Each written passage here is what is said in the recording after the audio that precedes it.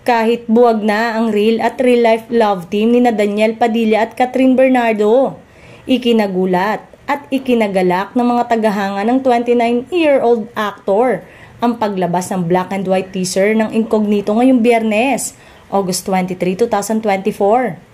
Ang Incognito, ang upcoming action drama series ng Star Creative na mapapanood sa Kapamilya Channel, TV5 at A to Z.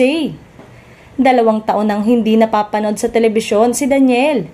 Ang huli niyang proyekto na Too Good to Be True na pinagtambalan nila ni Catherine ay ipinalabas mula May 16, 2022 hanggang November 11, 2022.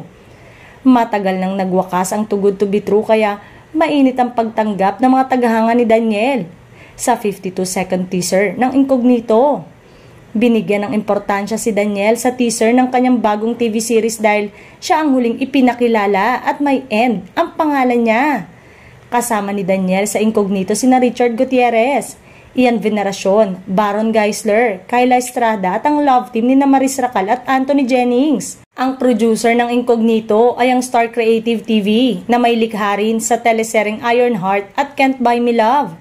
Bago pa inilunsad ng Star Creative TV ang teaser ng Incognito, nauna nang lumabas ang balitang kasama sa cast si Barbie Imperial pero wala ito sa teaser dahil ang mga pangunahing tauhan lamang ang ipinakita.